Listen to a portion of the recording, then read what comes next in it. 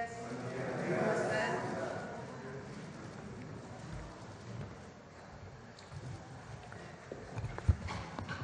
Bueno, el día de hoy vamos a platicar, como comentamos, de la ley que se presentó a la Cámara de Senadores y fue aprobada, la ley del Infonavit. Nos va a platicar su director, el ingeniero Octavio Romero, las razones por las cuales se presenta esta reforma legislativa a la ley del Infonavit. Y después vamos a hablar del Día Internacional del Migrante. Y ahí es donde les tenemos una hermosísima sorpresa a todos nuestros hermanos, hermanas, paisanos, paisanas, mexicanos, mexicanas que están del otro lado de la frontera. Les tenemos un regalo el día de hoy, un hermosísimo regalo, ya van a ver cuál es. Entonces, primero hablamos del Infonavit y después hablamos de… El regalo se llama Legado de Grandeza. Adelante, Octavio. Bueno, y… mentira.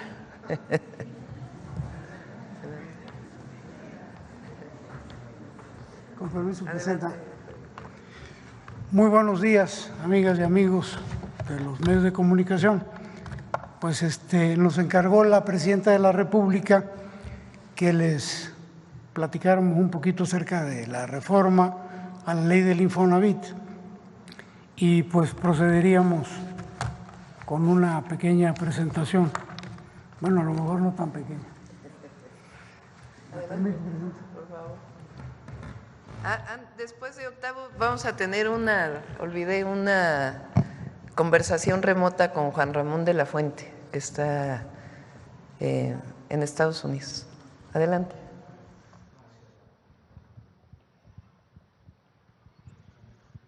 Por favor, la primera.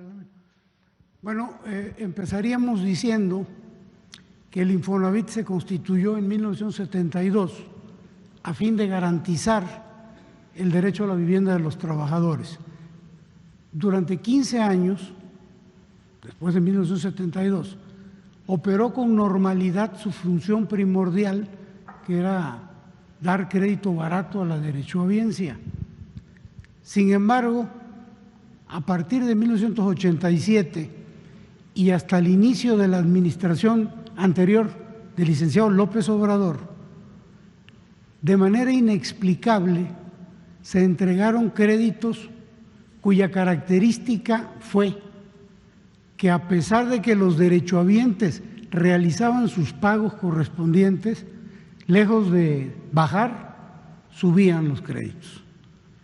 Esto los convertía en créditos impagables.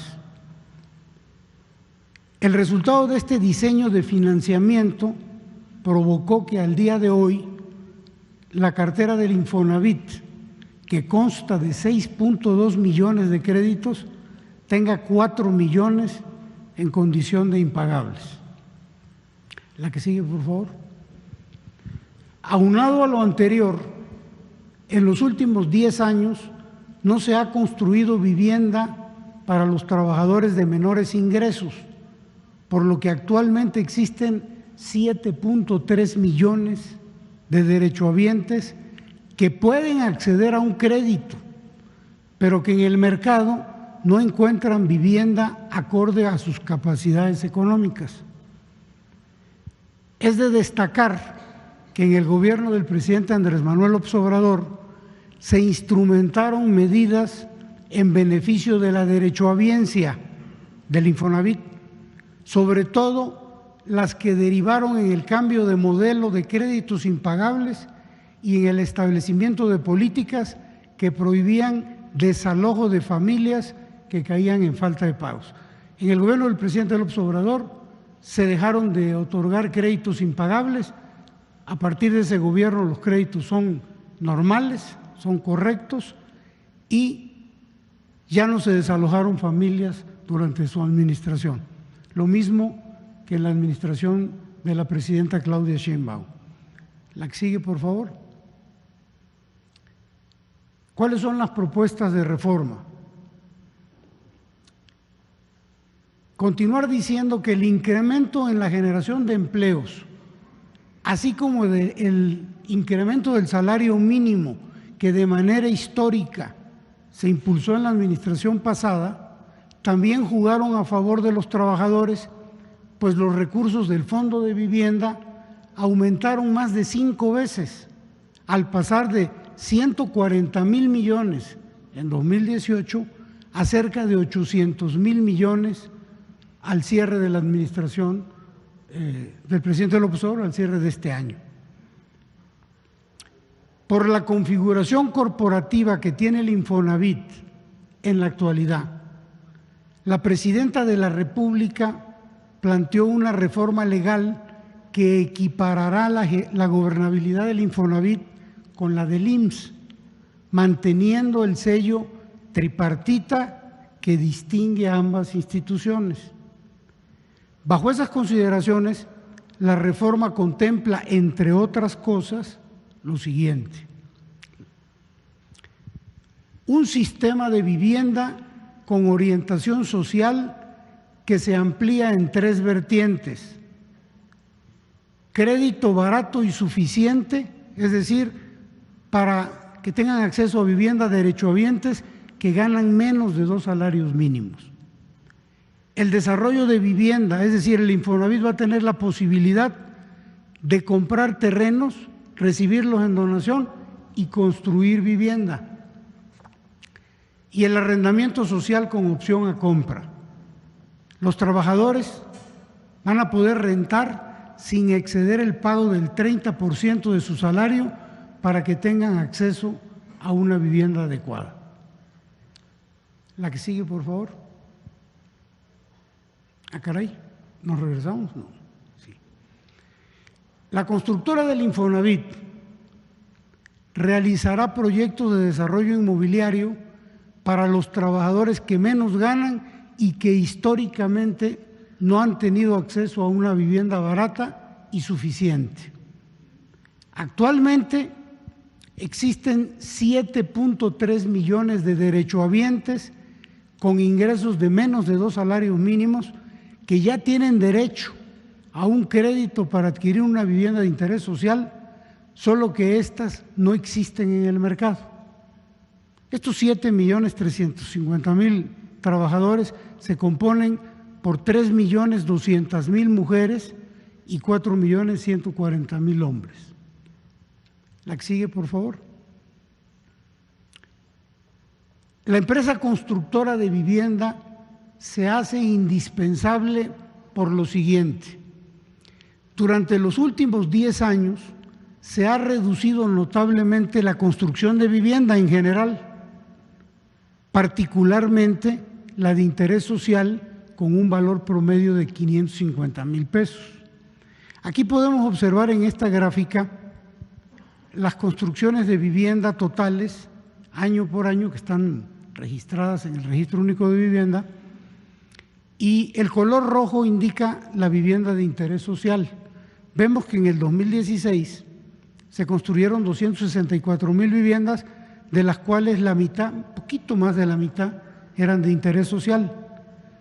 Pero vamos viendo que conforme avanzan los años, de 51% de vivienda de interés social pasó a 46, a 43, a 34, a 28, y este año, al cierre de agosto, 15%.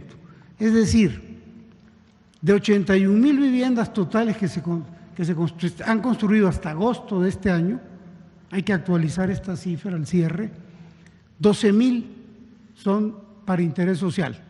Ya habíamos visto anteriormente que hay 7,300,000 personas que tienen derecho a este tipo de viviendas. No hay en el mercado. La que sigue, por favor. ¿Cuáles son los principales beneficios de esta constructora? Que se va a reducir el tiempo y el costo de producción de vivienda mediante la compra consolidada de los principales materiales de construcción. Se le va a dar prioridad a la mano de obra en los estados para la construcción de viviendas a través de la subcontratación de empresas locales con gente de las entidades, de los gobiernos, estados, coadyuvando al crecimiento regional y por ende a la economía nacional. Y las viviendas, y esto es muy importante porque fue una de las instrucciones muy precisas que dio la presidenta, van a estar ubicadas en los centros de desarrollo urbano y contarán con todos los servicios, agua, electricidad, transporte, luz, educación, con todo.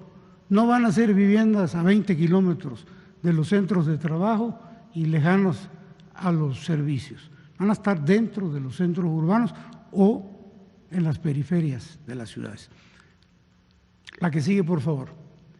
Aquí establecemos una comparación actual.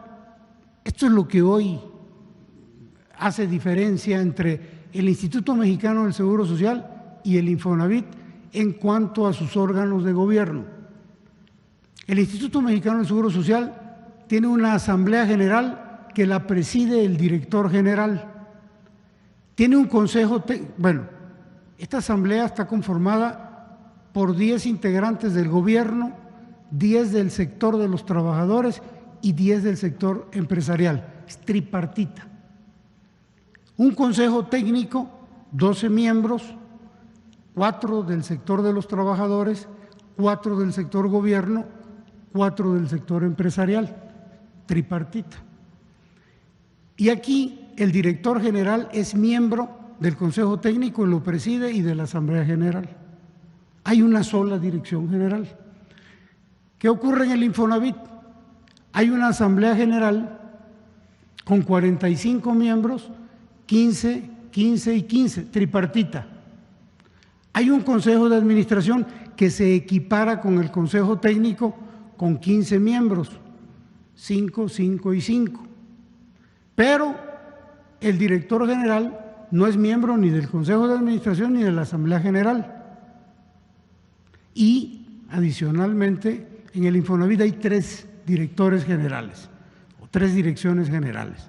La del Infonavit, que es la que opera, y la dirección sectorial y empresarial y la dirección sectorial de trabajadores. Estas 2 no tienen funciones sustantivas ni tienen responsabilidad. La que sigue, por favor. ¿Qué es lo que se está planteando en la reforma? Homologar los órganos de gobierno, de manera tal que en el Infonavit ahora haya, igual que en el IMSS, 30 miembros, 10, 10, 10, no se pierde su característica tripartita. Que en el Consejo de Administración haya 12 miembros, 4, 4 y 4, 4 sector gobierno, 4 trabajadores, 4 sector empresarial y también es tripartita. El cambio es que el director general ahora ya es miembro, o sería, a partir de la autorización de esta reforma, integrante del Consejo de Administración y de la Asamblea General. Y la desaparición de la Dirección General Sectorial de Trabajadores y de la Dirección General Sectorial de los Empresarios. De esta manera quedarían homologadas los órganos de ambas instituciones sociales. La que sigue, por favor. Un resumen de lo que acabo de decir. Se respeta el tripartismo paritario en los órganos de gobierno del Infonavit. Se homologa el esquema de gobierno al del IMSS. El director general, como representante del Ejecutivo, será nombrado y removido directamente por la Presidenta de la República. Hoy no sucede así. Hoy la Presidenta propone y la Asamblea decide. Se eliminan las direcciones sectoriales de trabajadores y empresarial que no tienen funciones sustantivas ni responsabilidades, pero sí tienen prerrogativas y percepciones económicas muy por encima del sueldo de la Presidenta de la República. Sí, no tienen responsabilidades, no tienen funciones, pero ganan más que la Presidenta de la República. Y se termina con el esquema, y esto es importante, del pago por asistencia a sesiones de la Asamblea, del Consejo, de los comités y de las comisiones de los integrantes de los sectores. Cada uno de los integrantes que asiste a una asamblea, a un consejo, a un comité, a una comisión, cobra por asistencia entre 60 y 90 mil pesos por cada sesión. La que sigue, por favor. Esta reforma a la ley va a permitir un mayor control y vigilancia de los recursos provenientes del ahorro de los trabajadores. Me explico. Al existir 3 direcciones en el instituto, en el Infonavit, se diluye la línea de responsabilidad y los órganos de control al interior del Infonavit resultan ineficaces. Solo se realizan observaciones administrativas irrelevantes, dado que no se atacan los verdaderos actos de corrupción que se han venido dando. Con la reforma no solo va a existir una responsabilidad directa, trazable y transparente en el manejo de los recursos, sino que permitirá, como hoy no sucede, la fiscalización por parte de la Auditoría Superior de la Federación. Hoy no permiten que la Auditoría Superior haga auditorías al fondo. Y eso lo vamos a ver un poquito más adelante con algunos ejemplos. Tanto el sector empresarial como el de los trabajadores se han opuesto a la fiscalización de la Auditoría Superior al grado, ojo con esto, de ordenar a la anterior Dirección General del Infonavit a ampararse contra sus resolutivos. La que sigue, por favor. Estas modificaciones al marco normativo del Infonavit van a evitar que se vuelvan a presentar casos de corrupción como los que les vamos a presentar a continuación.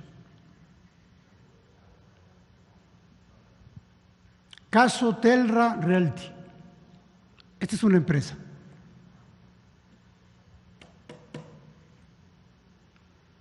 En el año 2014 se contrató a esta empresa para diseñar y operar una plataforma para administrar soluciones de viviendas de acreditados que cambian de lugar en donde residían. Está medio complicado entender el objeto del contrato.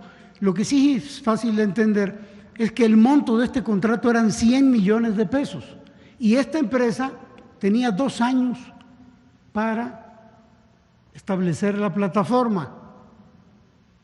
Cuando se venció ese plazo de 2 años, la empresa Telra no entregó el servicio contratado.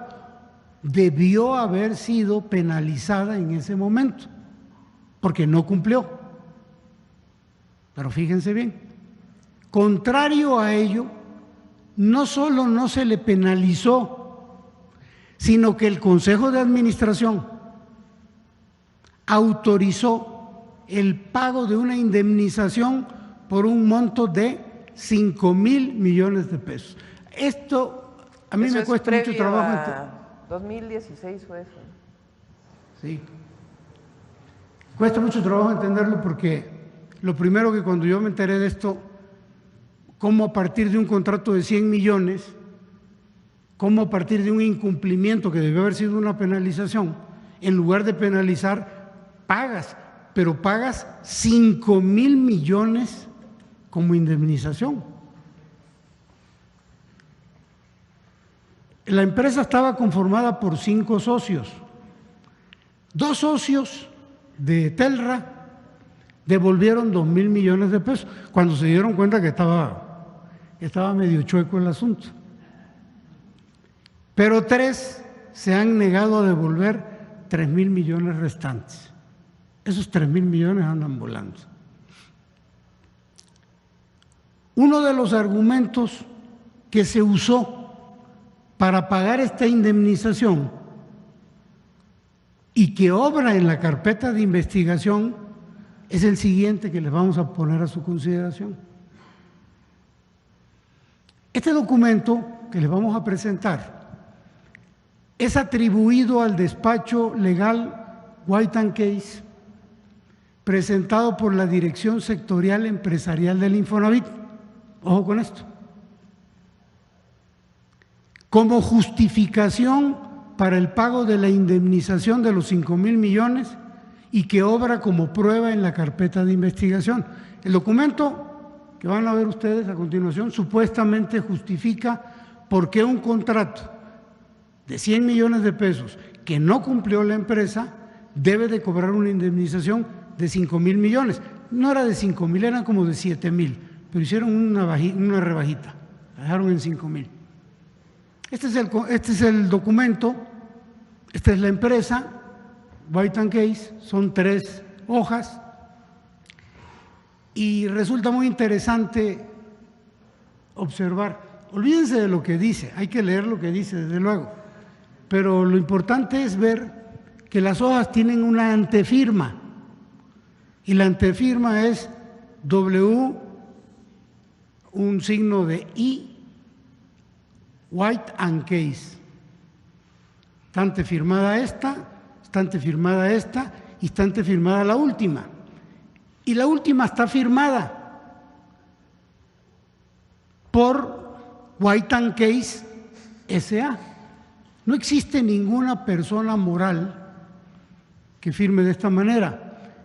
Normalmente en los despachos legales y en las empresas, quien firma es un socio de la empresa o el representante legal de la empresa.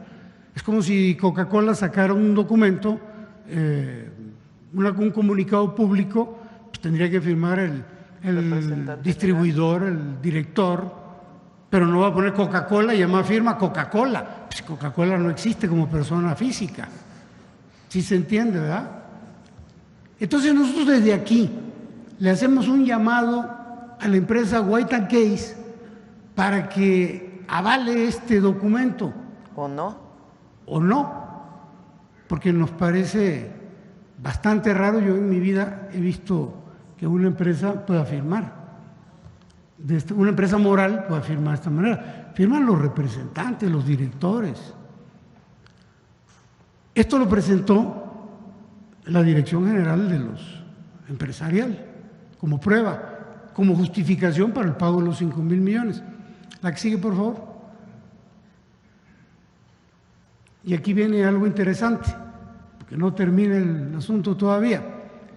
La Auditoría Superior de la Federación descubrió, a través de la información presentada por la Comisión Nacional Bancaria y de Valores, que en el caso de Telra existió triangulación de recursos, de dinero, entre las empresas contratadas directamente por el Infonavit y la cuenta bancaria de un funcionario del Infonavit que fungió como asesor del director general en 2018.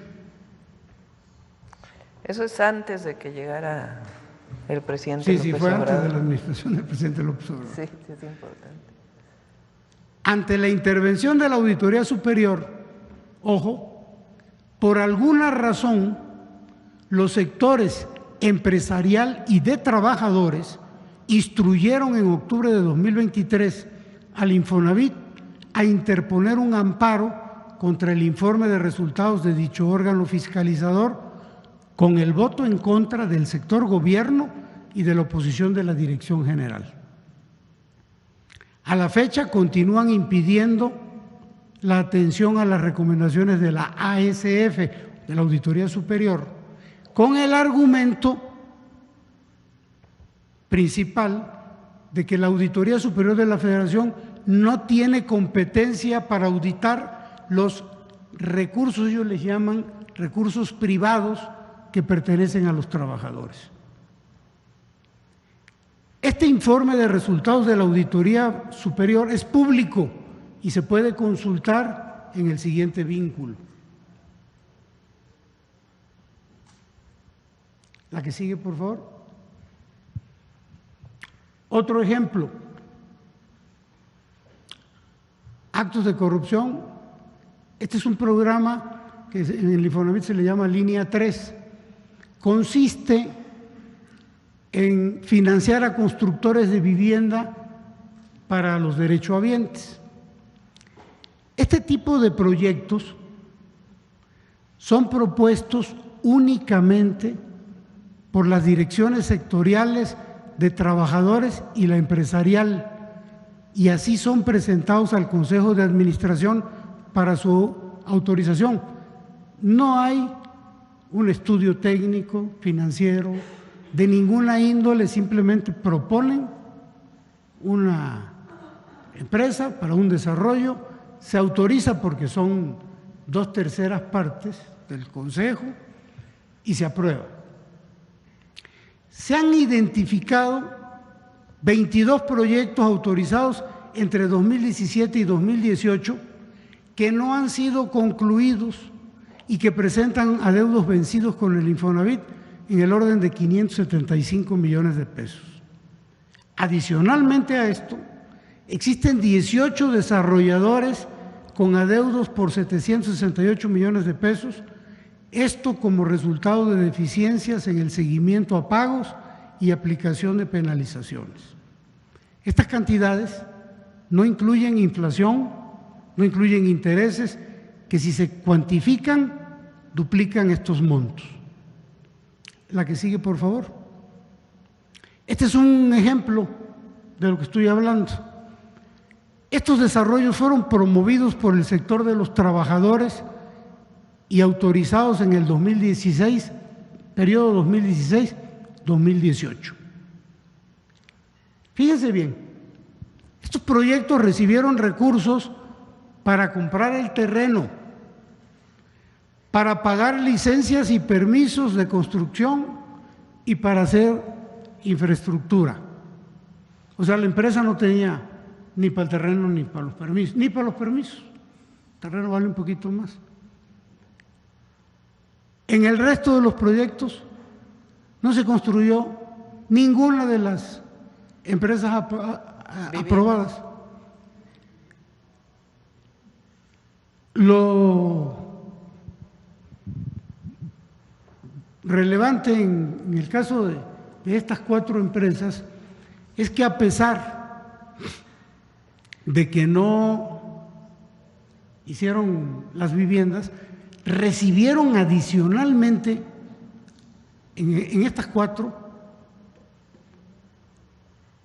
45 millones una, 22 otra, 9 millones otra, 5 millones otra, dinero adicional, ya no del fondo directamente del Infonavit, sino de los créditos de los trabajadores.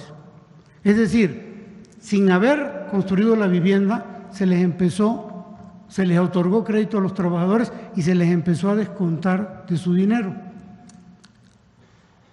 En la administración pasada se detuvo esto porque se les estaba perjudicando a la gente, se les estaba cobrando por una vivienda que no se les había entregado.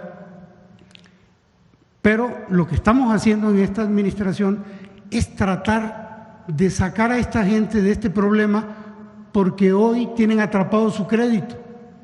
Hoy no pueden disponer de dinero, ni tienen la vivienda porque no la terminaron, ni pueden sacarlo de un crédito, están sin vivienda, tienen congelado porque tienen atrapado su crédito. Entonces, no se construyó vivienda alguna, estos son los saldos, los intereses y lo que se le dio por parte de dinero de los trabajadores. Esto lo propuso el sector trabajadores. La que sigue, por favor. En el caso del sector empresarial también proponen. En estos casos, del 2013 al 2018, estos proyectos propuestos por el sector empresarial recibieron recursos de Infonavit para terminar viviendas y otorgar viviendas a trabajadores mediante créditos. Con todo el apoyo financiero que se les dio, ni pagaron los recursos ni construyeron las viviendas. Esto funcionaba más o menos así. Ellos invirtieron una cantidad, digamos que el 50% del proyecto, se detuvieron, compraron el terreno, hicieron algunas obras, no construyeron vivienda, el Infonavit les dio el 50% que habían invertido y 20% más, es decir, 70%, y lo que hicieron ellos fue recuperarlo, el 50% que habían invertido y el 20% se lo quedaron. Y hoy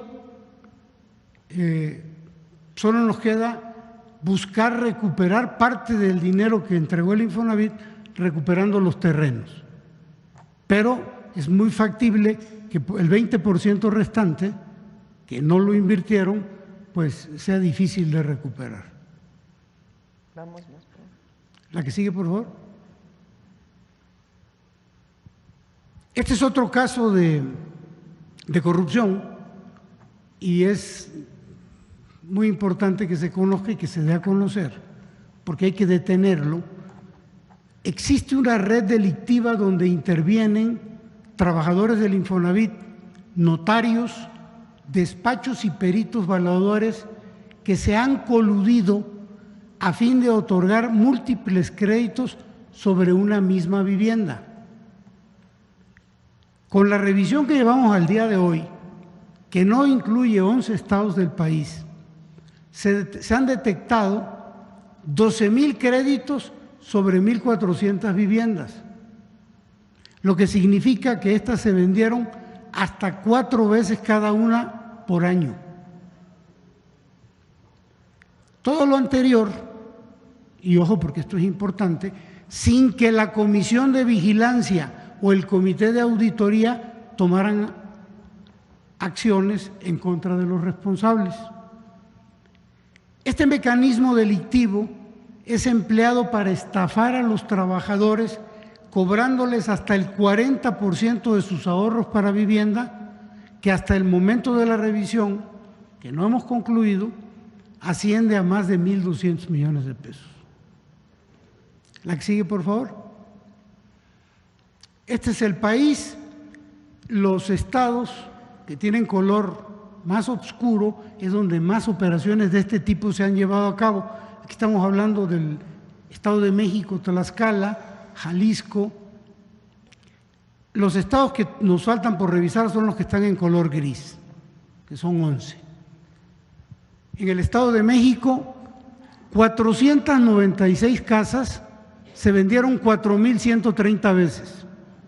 En Jalisco, 239 casas, las mismas, se vendieron 2,037 veces. En Baja California, 205 casas, se vendieron 1,696 veces.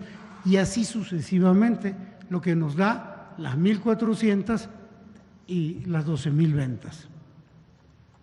La que sigue, por favor.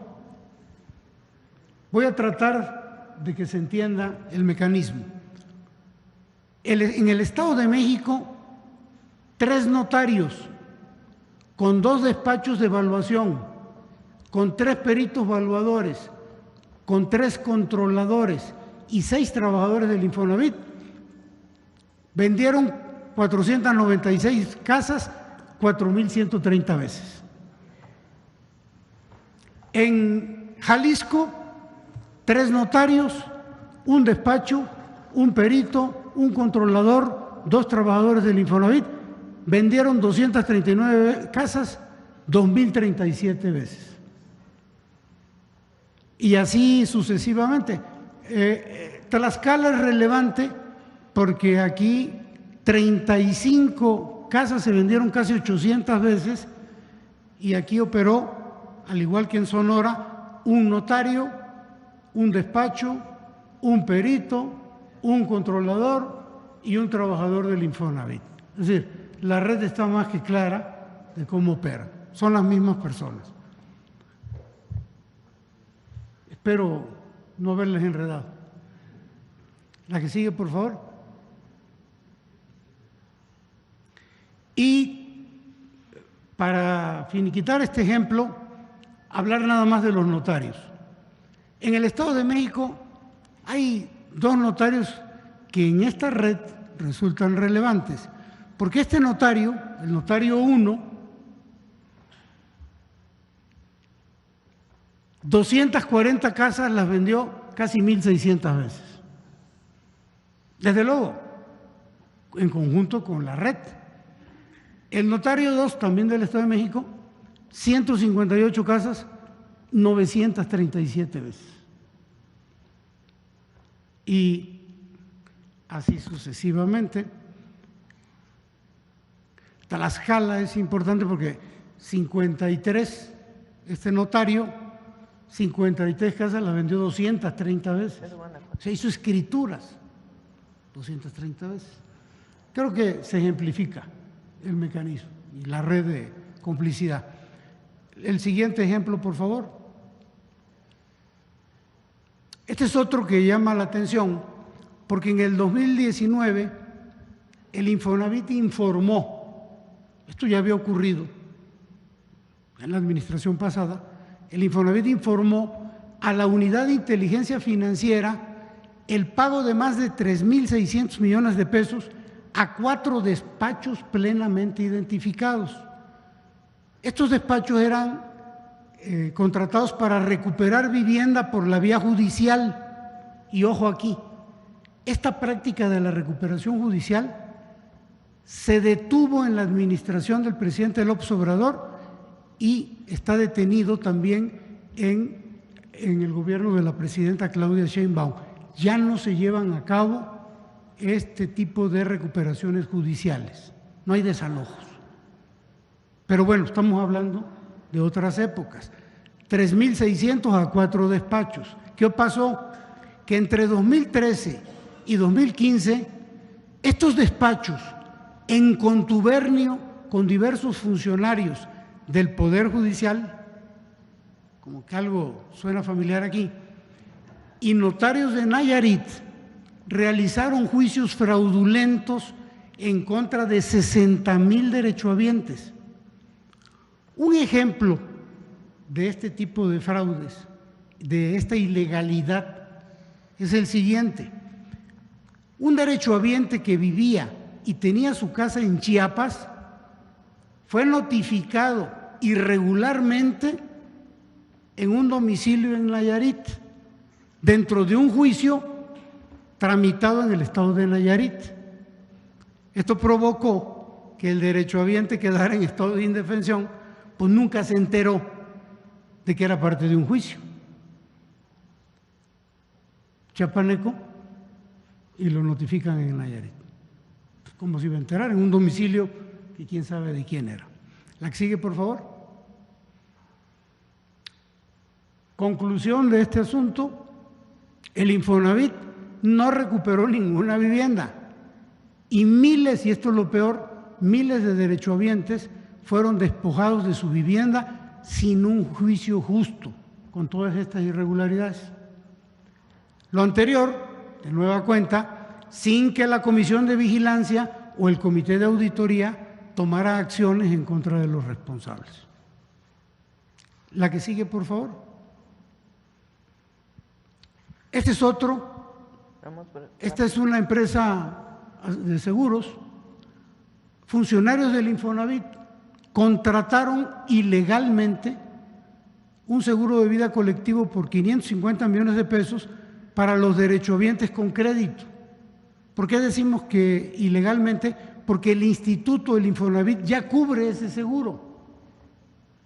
Aquí están las fechas, 2013 y 2014 y los montos. La cobertura en esa época era contra riesgos de fallecimiento de las personas acreditadas solo en caso de desastre natural y de pandemias. Se adelantaron al COVID, lo que hacía que esta póliza fuera incobrable. Es decir, su contratación fue fraudulenta y, ojo, sin el consentimiento de los trabajadores acreditados y sin necesidad, porque ya el Infonavit cubre eso. De nueva cuenta, la Comisión de Vigilancia o el Comité de Auditoría no tomaron acciones en contra de los responsables. La que sigue, por favor. Vamos terminando. Ya con esto terminamos, Presidenta. Promesa. Hasta el 2010, el Registro Único de Vivienda tiene la finalidad de entregar un padrón de viviendas nuevas. Lo tenía a su cargo el Infonavit. En el 2011, el Consejo de Administración del Infonavit autorizó convertirlo en un fideicomiso que le pertenece al Infonavit. Ese fideicomiso genera recursos porque la información que da el registro único cobra por la entrega de esta información, pero ese ingreso no debe ser calificado como una utilidad toda vez que se debe reintegrar al ahorro de los trabajadores. En la sesión de julio de 2024, el Comité Técnico del RUP, donde participa el sector empresarial y de trabajadores, instruyó el pago de las utilidades del RUP. En noviembre pasado, el director del RUP gestionó el pago, como el pago de utilidades, a pesar de que un servidor dio instrucciones de no hacerlo, se repartieron las utilidades. En esta administración, como resultado de eso, 3 funcionarios han sido cesados y se están analizando las acciones legales correspondientes. Yo creo que esta es la última, ¿verdad? Falta una. Se me da de enojar la presidenta, yo creo que ya me va. No, dale. Nomás. ¿Cuál falta? ¡Ah! Esta es buenísima, presidenta.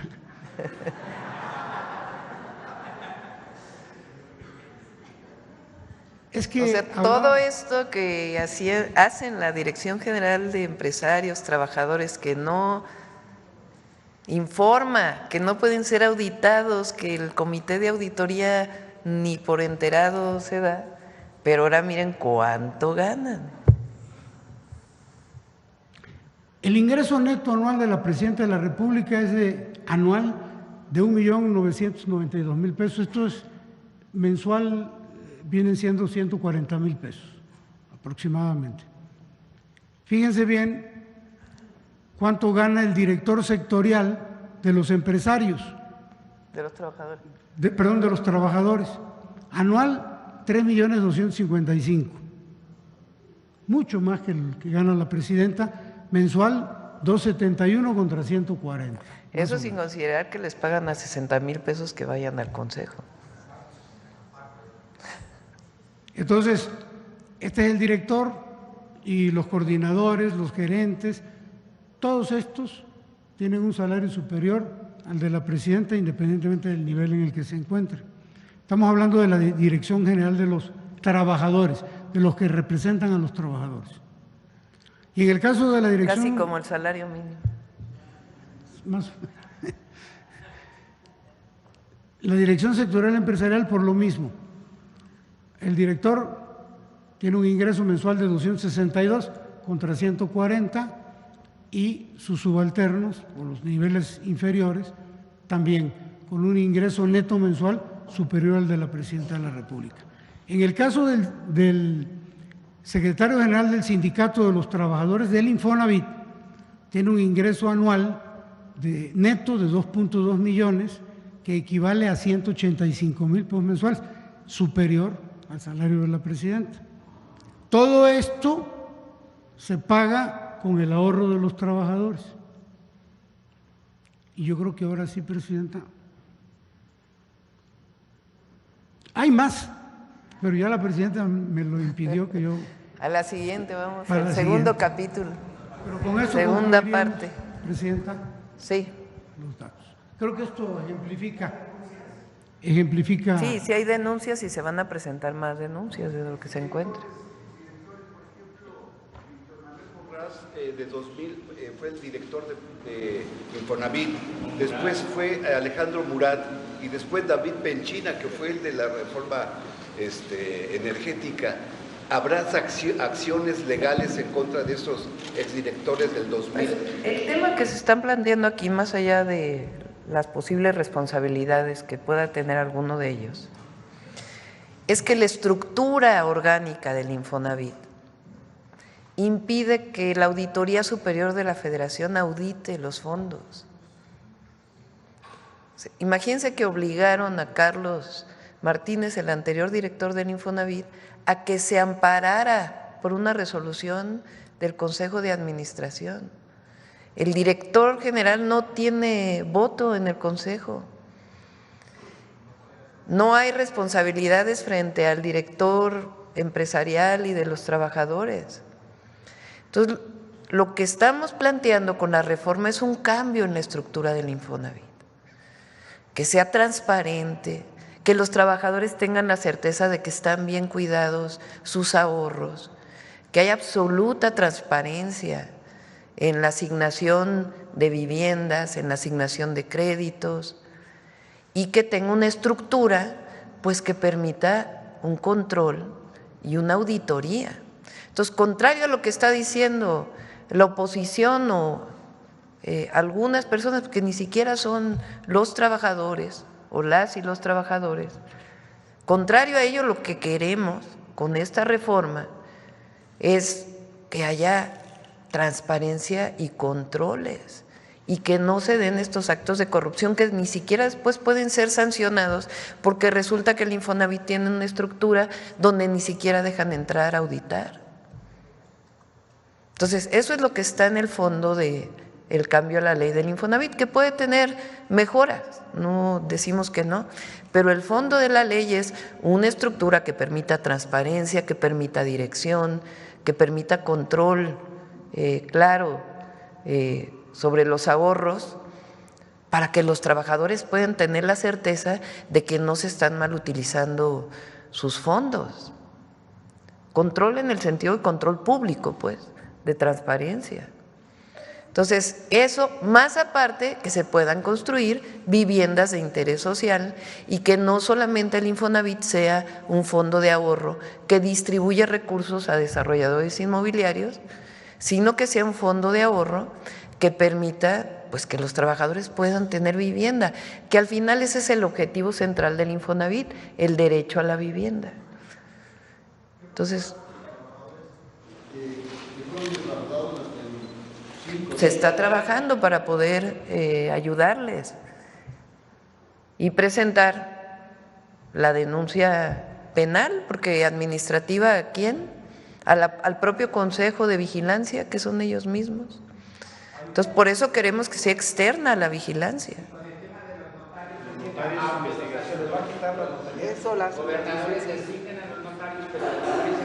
Pues ya iremos informando de todas las medidas que se van a tomar. Lo que nos interesa ahora es que sepan que el objetivo de la reforma a la ley pues es erradicar la corrupción, que sea transparente el uso de los recursos para los trabajadores, que son sus fondos de ahorro que permiten que puedan tener vivienda y generar un esquema donde también participe la vivienda privada, los desarrolladores privados, sobre todo estatales, sociales de vivienda, pero hacer vivienda social, que es el objetivo central del Infonavit.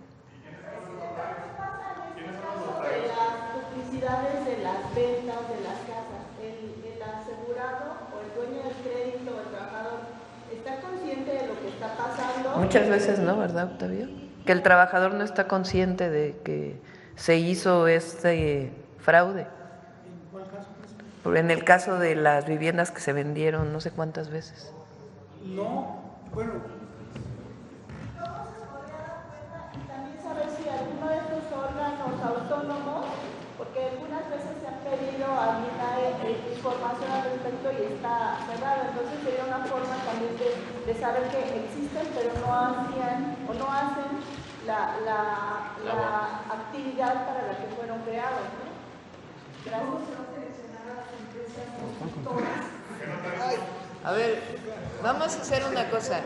Contesta, Octavio, el tema de si los trabajadores llegaron a estar informados de estos fraudes en distintos casos, y de la próxima semana, y seguimos pues en las siguientes semanas, porque esto es muy importante para las y los trabajadores que tienen su dinero en el Infonavit y para el país. Esta pregunta es muy importante y qué bueno que, Diosito, qué bueno que se hace, porque el Fondo de Vivienda de los Trabajadores tiene como finalidad que el trabajador tenga derecho a un crédito para vivienda, pero hay trabajadores que no ocupan ese fondo para vivienda porque a lo mejor heredaron una casa, no necesitan la vivienda. Ese dinero, el día que ellos se retiren, se va a su jubilación, no se pierde, siempre es de ellos. Lo ocupan para vivienda o lo ocupan para su jubilación. Muchos trabajadores no saben que tienen ese dinero y hay muchos coyotes que se aprovechan del desconocimiento de los trabajadores para decirles, oye, yo te saco tu dinero del Infonavit, porque si no se lo va a quedar el gobierno. Engañan al trabajador, claro, yo te lo saco a través de estas redes de complicidad, pero te quito el 30 o el 40% de ese monto. Entonces, el trabajador engañado a veces acepta la operación, se saca el dinero a través de esta red de corrupción, se saca el crédito, se compra una casa, se vuelve a vender, se le da el dinero al trabajador menos su 40% correspondiente, y como esto es más, múltiple, se crea un fraude tipo pirámide, en donde al final del día el último es el que va a pagar.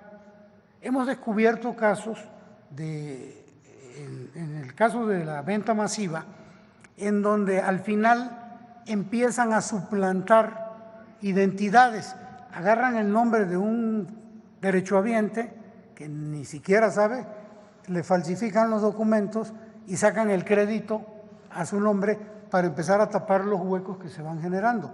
Pero entonces es parte de un engaño y es importante que los trabajadores sepan que su dinero está absolutamente seguro y que lo pueden usar para adquirir vivienda o para su retiro en el caso de que no requieran la vivienda. Presidenta, no sé si puede. ¿Esas viviendas no están registradas en el registro público?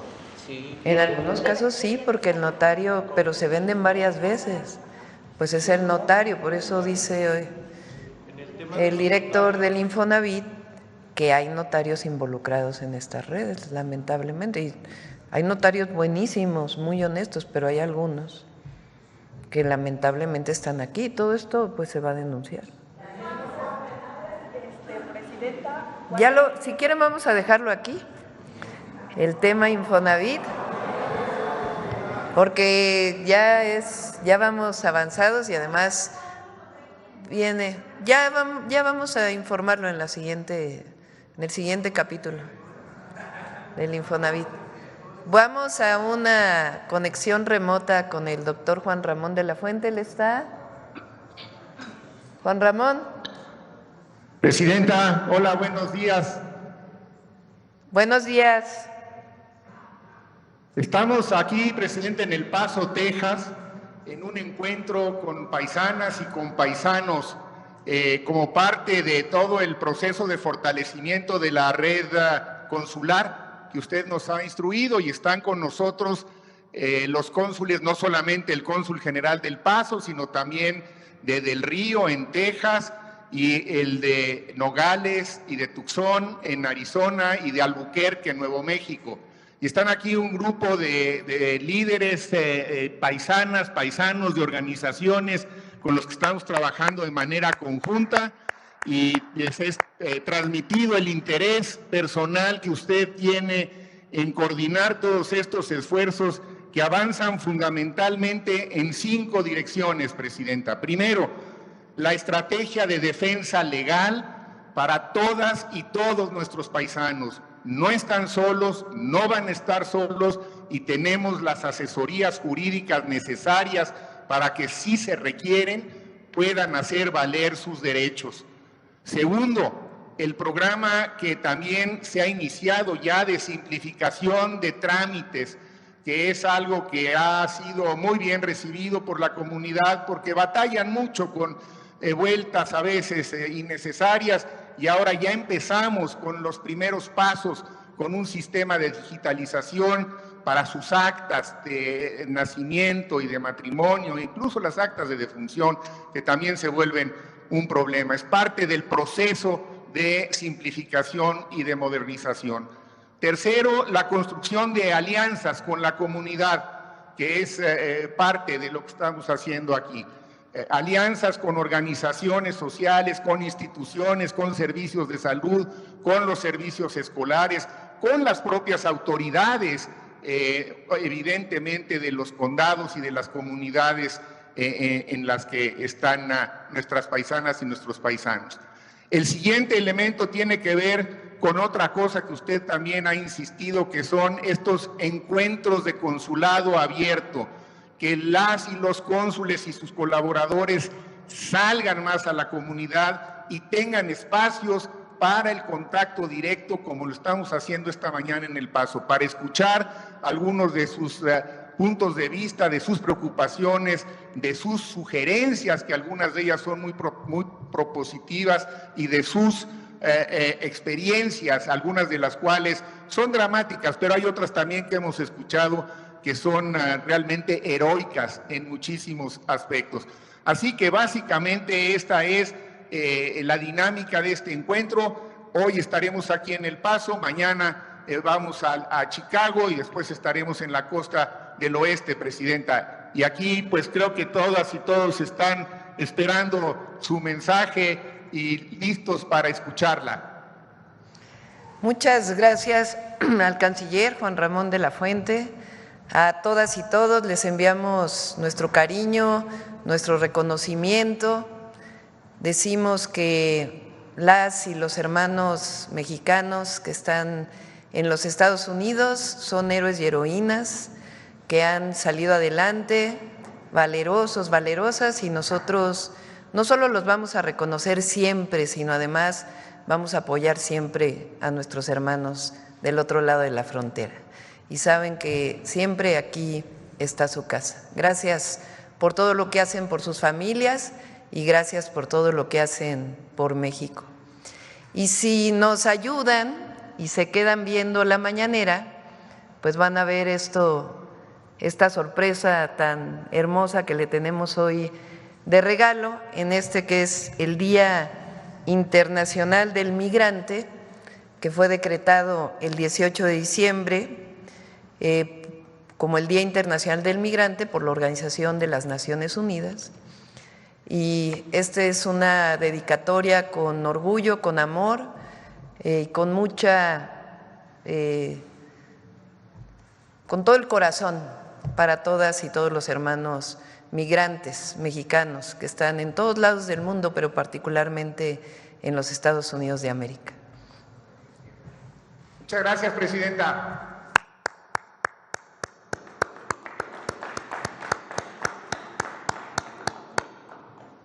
Vamos con el video y luego llega la sorpresa.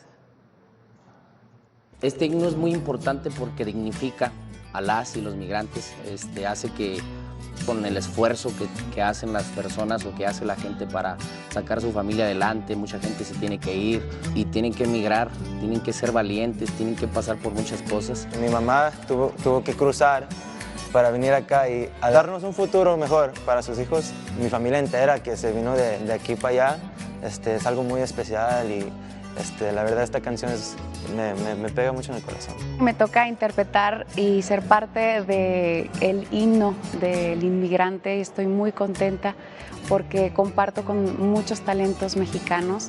Me toca a mí ser la parte femenina, la parte que también defiende a esas mujeres que también van al otro lado a luchar por sus familias. Muchas de las personas que escribimos este tema crecimos en la frontera, en lo que se vive al día con día. Estoy muy agradecido de ser americano y mexicano. Siento que la cultura chicana es algo muy especial. Que con esta canción sientan nuestro apoyo, nuestro reconocimiento y el orgullo que sentimos de que estén allá del otro lado, poniendo el nombre de nuestro país muy en alto. Es lo que hace la música y mejor representar a nuestro país con la cultura. Para mí la verdad es un orgullo, no me imaginé representando una nación completa. Y lo que queremos nosotros los mexicanos es que México sea mejor para que se puedan regresar a su país. Este país que es México tan hermoso y tan bonito, ¿no? Y por eso qué mejor que enaltecerlo con toda nuestra gente. Un mensaje de que sí se puede, o sea, la gente que me vea en sus televisiones, en mi pueblo, pues, se imagina lo bonito que van a sentir. Me siento orgulloso de ser de allá. A la presidenta le decía que, pues, muchas gracias. Sin duda, Claudia ha marcado historia en nuestro país, en el mundo también. Y eso nos toca ahora a las mujeres, empezar a hacer historia en todos los ámbitos, en la música, en la política, en todos los aspectos. Presidenta Claudia, quiero agradecerte por lo que estás logrando hacer en todas las mujeres de este país y las mujeres de todo el mundo. Estás poniendo el ejemplo y estás siendo referencia de muchas mujeres y muchas niñas que quieren cumplir sueños. Gracias. Y como dice nuestro himno, y aunque el acta diga americano, hay en puro mexicano. ¡Viva México y viva Estados Unidos! Ahora sí, adelante. Este es el regalo el día de hoy para todas nuestras paisanas y paisanos que están en los Estados Unidos. ¿Quién nos va a platicar del grupo antes de que inicie la canción? Platícanos del grupo. Mucho gusto. Buenas tardes, buenos días. Somos parte de una agrupación, nos nombramos Legado de Grandeza. En realidad todos tenemos un proyecto individual, pero quisimos poner un granito de corazón para dar un regalo a nuestro país y a nuestra nación. Listo. Listos. Nesta isugama Claudia Shemo yao tayo. Shabete ya como la joven que nos bocayo tira pero yem que De donde soy no nos rajamos, aquí en tierra ya trabajamos, en sacrificios jamás desembarco, y hasta el espacio hemos llegado. Where we are from, no nos rajamos, and what we dream of, no somos gran paisano, hermano, amigo, soy mexicano.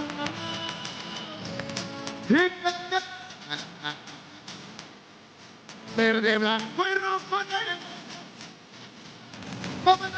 y la bola con tiempo, rompemos y la dimos con legado de grandeza.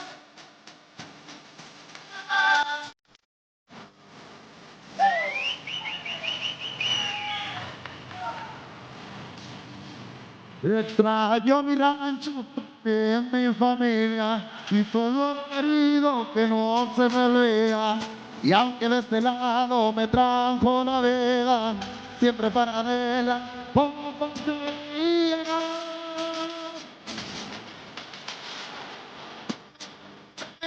Este blanco y rojo me vuelan,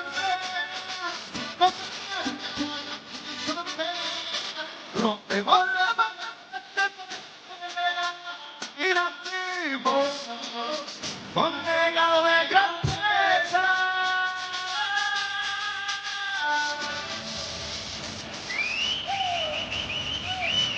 A nuestras mujeres y madres inmigrantes, un ejemplo de fuerza y valor.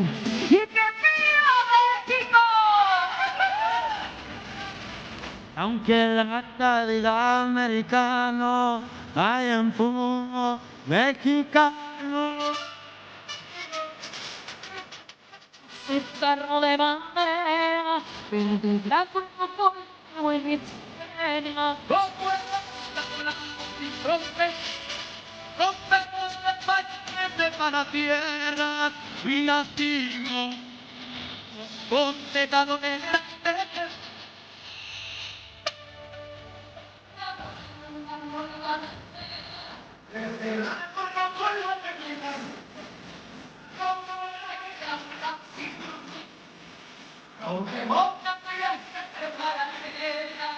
Y nacimos con legado de grandeza.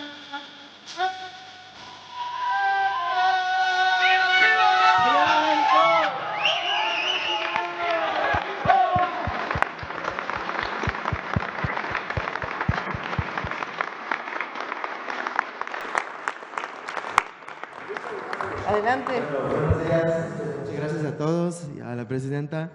Es un gran honor de estar aquí y cantarles este himno. Este himno yo lo canto por mis abuelos que sacrificaron mucho para sus hijos y para sus nietos, para un futuro mejor. Este himno lo canto yo por mi madre, que luchaba muchísimo para poner la comida en la mesa, por mis mexicoamericanos que lamentablemente no han tenido la oportunidad de visitar a sus raíces. Aunque no fuimos nacidos en esta tierra, tenemos sangre mexicana por dentro y eso nadie nos los puede quitar. Y gracias a nuestros padres migrantes, a nuestra familia migrantes, estamos en donde estamos y siempre vamos a estar orgullosos de ser mexicanos. Somos legado de grandeza porque aquí hay historias poderosas. Amamos la música y ha sido la música quien ha construido, salvado y mejorado nuestras vidas. También nuestro trabajo, nuestro esfuerzo y resiliencia, así como lo hacen muchas y muchas mexicanos allá afuera. Me siento muy orgullosa de ser mujer y de tener la oportunidad de compartir un mensaje de aliento a nuestras mujeres y madres migrantes que todos los días se demuestran que pueden y también se lo demuestran a México y a todo el mundo, que sí pueden. Como egresado de la Escuela de la Música Mexicana entiendo la importancia que tienen las palabras a través de la música y decidimos juntarnos mexicanos de varias partes. Hay gente de Tijuana, de la Sierra Norte de Jalisco, gente de Nezahualcóyotl, de Nuevo León, de Durango, de la Sierra de Durango, de la comarca lagunera, de Arkansas. Decidimos hacer este himno como homenaje a las y los migrantes y decirles que estamos con ustedes y que también ustedes son parte de la historia de México. Con ello decirle al mundo que si tiene a un lado a alguien que lleva una gota de sangre mexicana, sepa que tiene un aliado, que tiene un amigo, que tiene un hermano, porque así somos los mexicanos. Gente de trabajo. ¡Que viva México! Así es, compadre.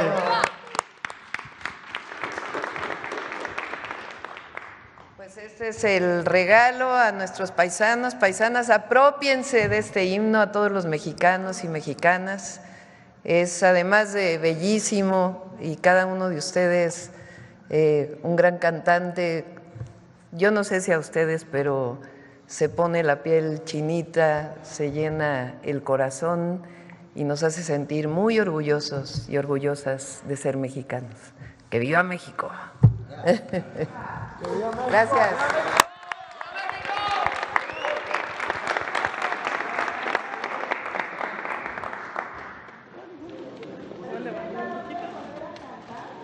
¿Quieren que lo cante otra vez? Aquí, con permiso, amiga, con permiso. Ahí sales tú. Aquí otra vez, por favor.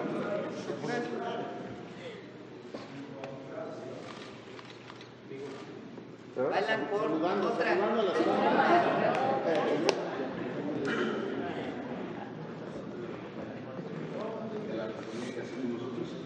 Los migrantes, y pues qué privilegio y qué gusto de estar aquí por esta invitación. Gracias, presidente. Otra vez. Lo vamos a subir a las redes. Espérame. Después de esto lo vamos a subir a las redes, porque tiene además su video, la canción. Adelante.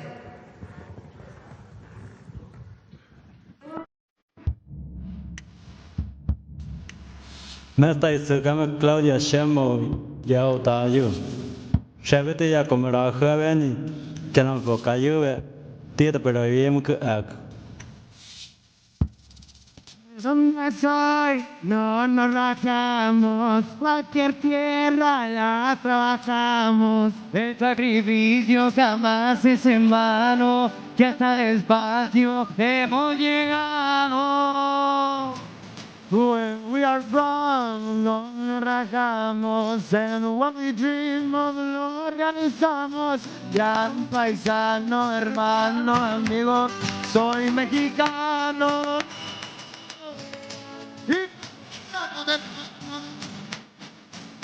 De blanco la mano sin frontera, rompemos la barrera y nacimos con legado de grandeza.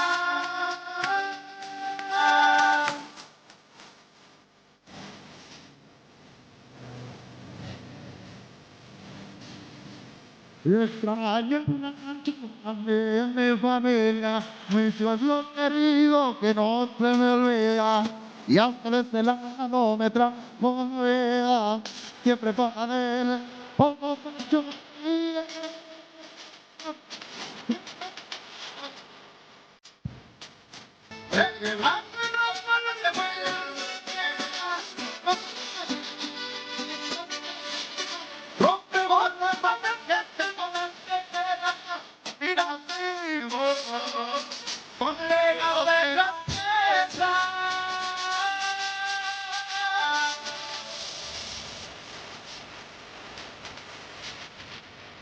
A nuestras mujeres y madres migrantes, un ejemplo de fuerza y valor. ¡Y que viva México! Y aunque la estadidad americano hay en puro mexicano.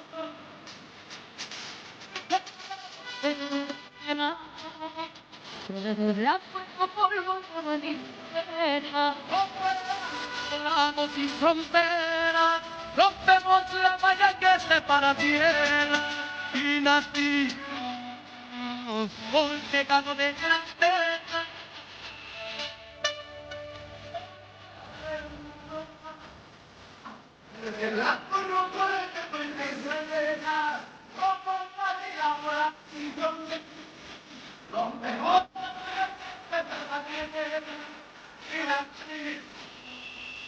Con legado de grandeza.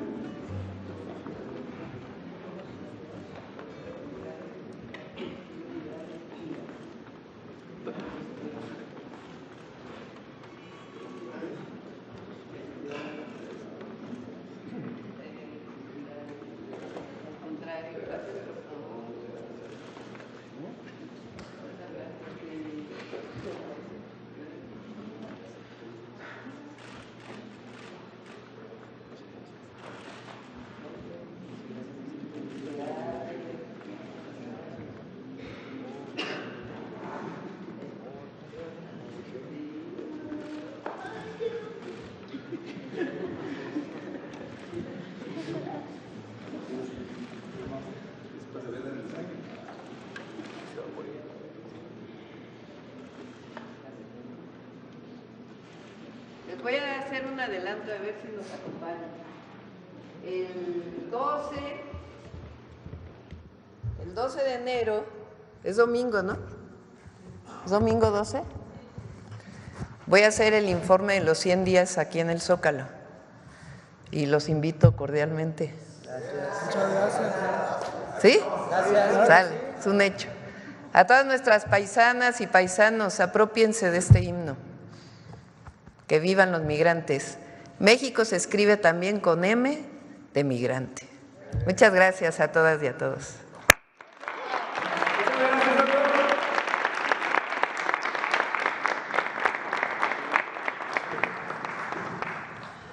Ya nos quedamos aquí, ya, nos vemos mañana. Adiós. Mañana dejamos las mentiras del Infonavit. Gracias.